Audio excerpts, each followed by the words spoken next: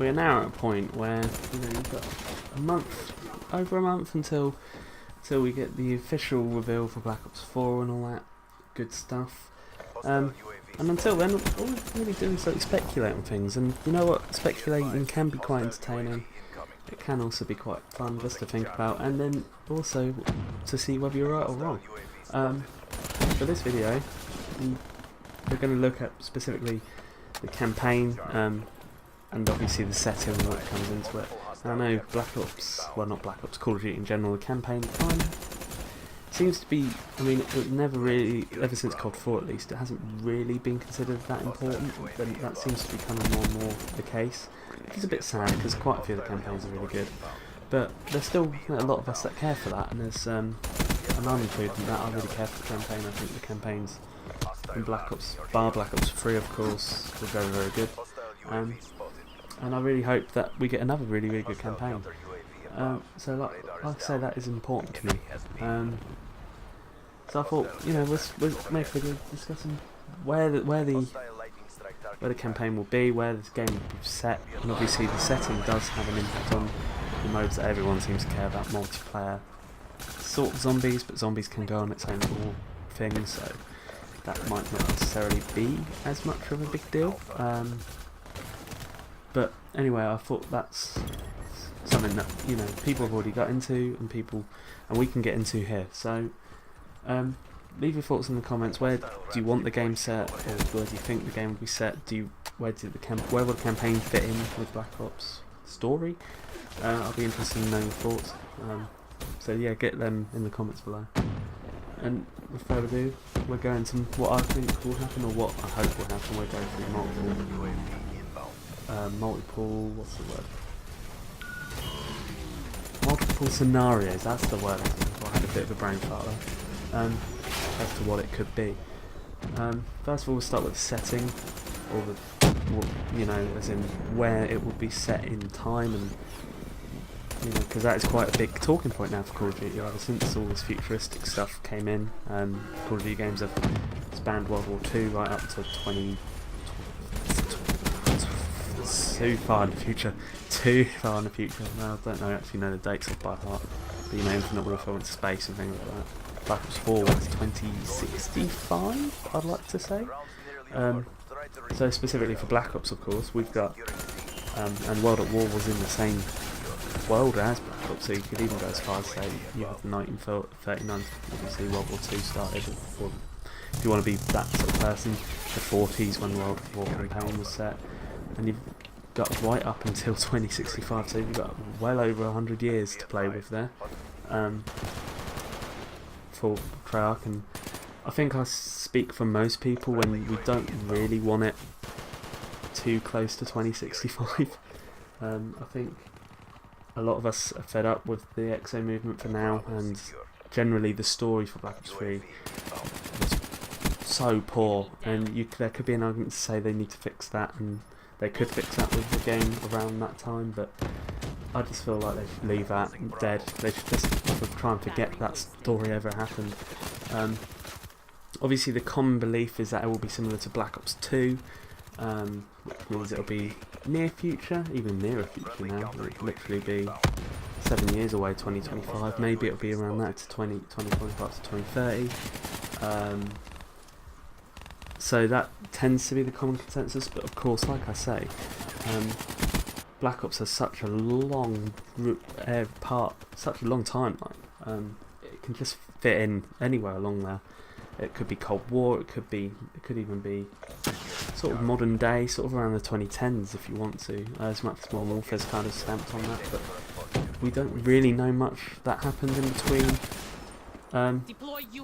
1980s, the 1980s, 90s, when Black Ops 2, because the Black Ops 2 campaign was sort of split in half, weren't it? You had the 1980s and you had the 2025 section. So in that time, they could go anywhere in there. It doesn't have to be necessarily around 2025. They could go into that space and there would be a story there. Equally, there'll be a story up right after Black Ops 2. We don't really know what happened between Black Ops 2 and Black Ops 3 that much. Anyway, so there's a lot of room for them to get in. I am not, like many people I'd say, I am siding to the fact this is like a Black Ops. People have been looking at like the logo and everything, and it's like a Black Ops 2 2. It's like a sequel to Black Ops 2 specifically. I do sort of subscribe to that notion. I do think the game will be very similar to Black Ops 2, which a lot of people wanted because people loved Black Ops 2. And I'd be alright with that. A new console version of Black Ops 2, obviously slightly different, not the same game. We don't want to, as much as many people probably want a remaster, we don't really want the remaster to be the main game, do we? So I would say around that time is probably the most likely.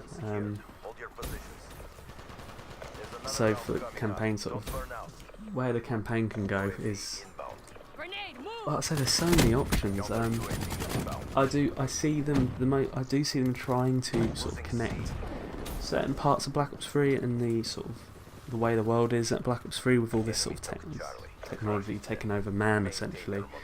I do feel like they're probably going to try and bridge that. They're going to try and bring that in a little bit. They might show how it started, how that sort of thing started, and how that came up. Obviously, Black Ops 2 ended with, it had multiple endings, so you got to decide which ending to go with, whether you killed Raul Menendez or not. You had the Cordis Dia movement, and I imagine if the game is to take directly from Black Ops 2, there'll be a lot of answers to our questions from that. It is worth noting, Black Ops 2, like I say, they could really do something incredibly. They could pretty much just copy what they did with Black Ops 2, because like I say, the campaign had both 1980s with Mason and Woods. If it's not 1980s, correct me on that, but I'm pretty sure it's 1980s. And then you also had 2025. You had the obviously Mason's son. You had the current story going on as well. Could they do that again? Could they do something similar to that? I really liked that at the time. I really liked pretty much every other mission would be 1980s or 2025 until we got to a point where we didn't really need the 1980s stuff and just focused on the ending for 2025. Could they do that again? And obviously Black Ops 2 was the first Call of Duty to really to have like this butterfly effect, to show like the player making decisions would change the outcome. And I so hope they keep that going in they bring that back, I can say, in Black Ops 4, because that is something that I just do not understand why they didn't do with games afterwards. I think that is a brilliant part of video games, certainly single player games, and it really brings you back, it brings you in as a player. It really brings you into the game when you're making decisions and you know what you're gonna be, what you do will impact things. And I think Detroit Become Human, which is coming out in May, has that, and I'm really looking forward to that game, and that's one of the main reasons I'm looking forward to it. This idea of decision making being so important on the player side, at least. Until Dawn did it very well recently as well. I hope they really continue that, and I hope, obviously it does bring up issues like I say, what is the main ending? I don't actually know if they said there was a main ending, or an official ending, because we had 7, I believe, in Black Ops 2. Not only does having multiple endings mean, it does mean more, and it keeps you entertained. It keeps you wanting to play the campaign again. I played Black Ops 2 a fair few times to get these new endings, and that's something that, you know, it's good for them to have a mode away from multiplayer and zombies, a mode for multiplayer and zombies that can keep people entertained, and Black Ops 2 did that incredibly well. I hope they do that again. In terms of story, it's up in the air, to be honest. Mason's son, who you play as in Black Ops 2 in the 2025 section, he's still alive, as far as, yeah, he's still alive, no matter what ending you pick, so it'll be quite cool to see it follow on from him. So see what happens after that, and with all this Cordis Dia stuff, I don't believe Cordis Dia just died away when Menendez got caught, but there's so many things we could potentially get from that, and like I say, there's not only the 2025 to 2065 period, there's also the 1980s to the 2025 period. So Treyarch have such a good window of opportunity with all this.